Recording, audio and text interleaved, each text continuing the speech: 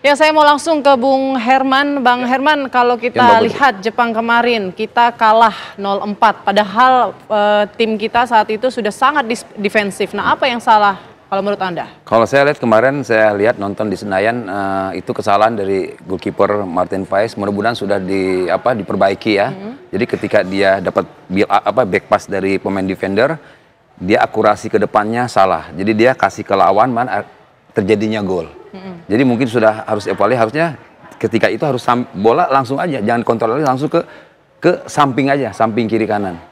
Tapi ini kayaknya kesalahan bukan pertama ya. Ini kayaknya mungkin sering saya lihat berulang, waktu kejadian waktu lawan Saudi Arabia juga sana, akhirnya dia kerebut sama pemain lawan dan akhirnya terjadi penalti. Tapi dia tanggung jawab ketika itu dia dapat blok penalti ya. Oke. Baik, saya mau kembali ngebahas soal line up Indonesia yang 3-4-3 tadi. Itu kan kalau kita lihat posisinya cenderung ke belakang ya. Nah, bisa nggak formasi ini kemudian nanti menyerang semuanya maju ke atas? Sebetulnya bisa juga, karena Arab bermain dengan 4-1-4-1, otomatis dia kalau kita nggak teliti, dia akan terjadi jebakan offset ya. Jadi jangan ke dalam, agak sedikit keluar untuk memancing mereka, untuk kita bisa serangan balik dari flank. Dari samping, karena kalau dia agak ke dalam mungkin dia akan terjadi offset. Oke, serangan balik tapi kan tidak mudah ya, berarti harus sangat cepat. Sangat cepat, bisa juga dari kiper, ketika dapat dari kiper mereka akan supply-nya cepat ke samping atau ke samping kiri kanan. Baik. Nah, yang saat ini juga tengah ramai di sosial media ini soal Eliano. Nah, kalau kita tahu sebelumnya ini ada statement STY yang menyatakan bahwasanya kualitas Eliano ini tidak baik sehingga dirinya tidak dimasukkan oleh STY ke dalam DSP saat menghadapi Cina dan juga Jepang. Nah, kita nggak tahu nih Bang, apakah nanti kemudian Eliano akan turun atau tidak. Tapi menurut Anda sebaiknya bagaimana? Ya, keputusan pelatih memang mutlak. Dia tahu pemain yang mana yang dia akan turunkan, itu memang pelatih tentu punya analisa. Tapi pernyataan STY ini justru bisa memantik dari teman-teman, dari pemain-pemain dari keturunan itu merasa Eliano diperlakukan spesial, tidak sesuai, tidak seharusnya. Harusnya sih masuk DSP. Karena buat apa juga kalau dia bukan pemain yang berkualitas, untuk apa dia naturalisasi? Betul. Gitu.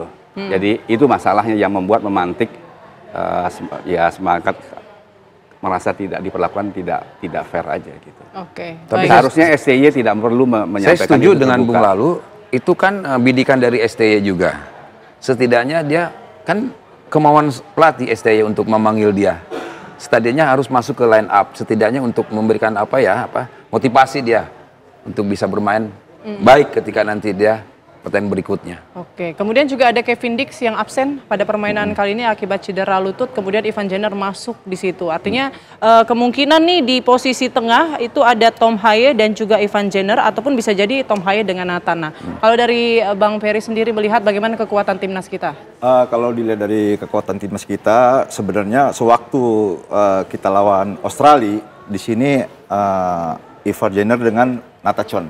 Ya, karena dua ini adalah pemain-pemain muda ya dibandingkan dengan Tom Haye. Ya. Oke, dua pemain muda ini untuk barisan tengah dalam sepak bola memang harus kuat di lini tengah. Kita berharap Ivar dan Natachon ini bisa bekerja dengan baik ya. Ya mudah-mudahan dua dari kita punya gelandangnya harus bekerja baik seperti lawan Australia. Ya, setelah itu bisa juga masuk nanti mungkin di babak kedua bisa masuk juga Tom Haye sebagai profesor ya gitu Bang ya, sebagai profesor dia pemain yang pintar gitu. Nah, kemarin saya lihat kerjanya dari Tom Haye lebih banyak Natachon tuh bekerja untuk menyerang kemarin daripada Tom Haye sendiri gitu. Jadi kita berharap malam ini karena tim Arab Saudi memang kuat dan cepat gitu ya. Ini bisa kita taruh juga dua pemain bertahan ini seperti Natachon dengan Ivar ini memang harus benar-benar punya tenaga ekstra malam ini. Dan kita juga harus bisa manfaatkan malam ini kelemahan-kelemahan dari tim Arab Saudi sendiri. Kita juga bisa buat gol waktu kita main di tuan rumah ya, bisa nyiptakan gol lebih dulu Bang ya. Lebih dulu. Masakan malam ini kita nggak bisa mencetak gol di babak awal. Nah, yang saya harus ingatkan kepada timnas kita, hati-hati pada awal-awal menit di 15 menit pertama. Dan hati-hati juga di 15 menit terakhir. Karena mungkin di dalam 15 menit pertama ini bisa saja kita belum konsentrasi, kita belum siap. Itulah kadang-kadang yang dimanfaatkan oleh lawan, seperti kayak Jepang kemarin kan gitu ya. Dan jangan lupa juga di 15 menit terakhir nanti pada saat kita lelah, semua pikiran juga udah capek, konsentrasi udah hilang, ini juga harus hati-hati gitu. Baik. Nah kalau untuk striker sendiri nih, selaku mantan penyerang begitu ya, ngelihat misalnya Rafael Struijk ini bagaimana ini kekuatannya? Apa PR-nya mungkin malam ini? Ya saya rasa selama ini memang saya sudah sering katakan bahwasanya di timnas ini kekurangannya bukan hanya di pertahanan, tapi kekurangannya ada di pemain depan. Ya, saya selalu bilang tidak ada striker yang murni. Ya, semuanya tipe striker itu striker yang liar. Oke, bagaimana striker yang murni ya? Sebenarnya Sintayong itu sudah harus tahu selama ini yang dia mau ini pemain bertahan, ya. Ya kalau untuk cari pemain bertahan saya lihat untuk tim kita sudah bagus, tapi untuk kita mendapatkan striker yang memang benar-benar mematikan, benar-benar striker yang haus gol selama ini belum ada gitu loh. Yang saya tahu Ivar oke lah, masih muda, kecepatan dia ada, cuma dia bukan striker murni gitu. Dia tipe striker yang agak liar gitu loh. Jadi kalau striker yang murni dia harus bertahan di box dan dia harus bisa seperti Rafa ini, dia harus bisa memanfaatkan situasi di mana posisi kita sebagai striker gitu. Betul. Nah, berarti kenapa kira-kira pemain kita itu cenderung bertahan? Kenapa STY tidak seberani itu gitu loh? Kenapa milihnya banyak pemain-pemain bertahan ketimbang memilih pemain-pemain yang memang menyerang? Ya memang Mbak Putri, kalau lihat dari tim kita, banyak pemain kita bertahan ya. Oke lah, 1-2 kali serangan, tapi kalau bertubi-tubi juga akan jebol juga. Karena kekurangan pemain striker, jadi di situ harusnya STY membaca ya. Selama ini sudah hampir 4 tahun beliau kan di Indonesia, harus dia melihat itu kekurangan kita memang di striker. Yang dibilang Coach Peri Sandria, striker kita sangat sulit kita. Karena saya lihat yang lainnya mereka bukan striker murni yang dibilang Bung Ferry ini.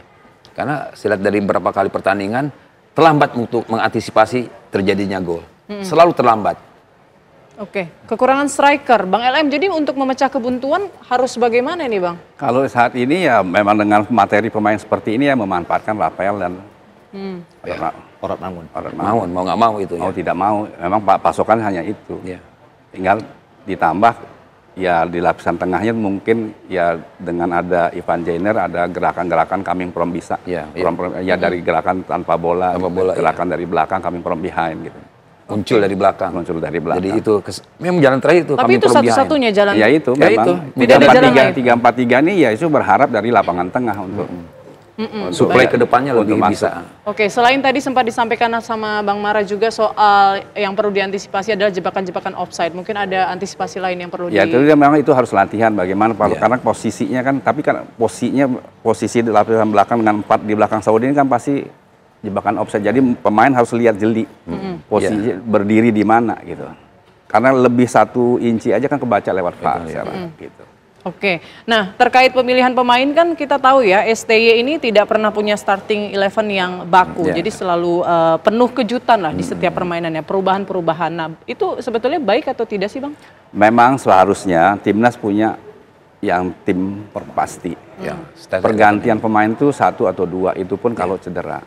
Jadi terlalu beresiko memang gonta-ganti formasi gitu. Gonta-ganti pemain terlalu beresiko karena fix timnya yang memang belum pernah ditunjukkan oleh STY yang mana sebetulnya yang fix gitu. Kita khawatir bahwa setelah sukses masuk ronde ketiga ini dia masih mencoba gitu, mencari formasi ya. Kita berharap sih bukan itu gitu. Tapi dia telah mengalukan analisa bahwa formasi inilah yang dia anggap yakin bisa membawa Indonesia ya peringkat 4 minimal untuk bisa maju ke ronde 4 gitu. Jadi tidak meraba-raba lagi pada saat pertandingan begitu ya. Oke, terakhir mungkin saya minta satu-satu prediksi skornya dari Bang Herman terlebih dahulu. Saya Mbak Putri ya, ngelihat dari pertemuan dengan Saudi Arabia, terakhir mereka main di sana, kita bisa tahan draw. Dengan dukungan penonton, supporter Indonesia ya, dia bisa curi poin lah. Jadi main di kandang ini juga salah satu keuntungan kita juga. Kira-kira berapa Bang skornya? Poin 1 lah, 1 poin. Jadi skornya bisa 1-1, bisa 2-2. 1 poin. Berarti 1 poin itu draw ya? Draw. Oke. Jadi karena dukungan dari supporter, karena apa? Mungkin juga STY sudah melihat kan penampilan kemarin di Saudi Arabia dan dia harus cepat melihat kelemahan-kelemahan yang ada di Saudi Arabia. Oke, Bang Peri? Kalau saya mau tidak mau malam ini adalah hidup mati timnas kita. Ya, pokoknya malam ini tidak ada cerita seri. Malam ini harus menang. Kalau memang tim Indonesia ini, timnas kita ini harus untuk lolos ke babak berikutnya. Ya, kalau bicara skor, saya yakin malam ini saya optimis 2-1 Indonesia pasti menang. Oke, 2-1 Indonesia menang. Bang Mara. Ya, seperti disambung oleh Bung Ferry tadi, bahwa ini mau tidak mau wajib harus menang. Harus. Kita pada saat away bisa menahan 1-1. Apalagi kita bermain di kandang dengan dukungan penonton, puluhan ribu penonton dan seluruh dukungan seluruh masyarakat. Itu mendukung dan berdoa supaya timnas kita menang, mudah-mudahan kita menang. Dan kita berharap memang menang. Gitu. Karena apa? Tidak boleh seri dan tidak boleh kalah lagi. Kalau kalah apa yang terjadi? Selesai. Kalau kalah, ya peluang Indonesia berat untuk maju ke ronde keempat. Karena meskipun secara matematik kan kita masih ada 4 pertandingan, bisa kalau kita menang semua bisa 12 tambah 3 ya 15. Tapi kan apakah iya kita bisa menang Jepang dengan Australia nanti itu. Skornya? Skor 1-0 aja sudah cukup buat saya. Oke, optimis, pastinya masih optimis ya, timnas Indonesia menang malam ini supaya menaikkan peringkat kita juga di grup C dan juga bisa apa ya, ke depan mungkin langkah kita terus melaju untuk masuk ke dalam kualifikasi ataupun juga Piala Dunia 2026. Baik, terima kasih banyak Bang Lalumara, Bang Ferry, Bang Herman telah memberikan pandangannya dan juga prediksinya kita aminkan bersama ya, semoga Indonesia bisa menang. Terima kasih, sehat selalu.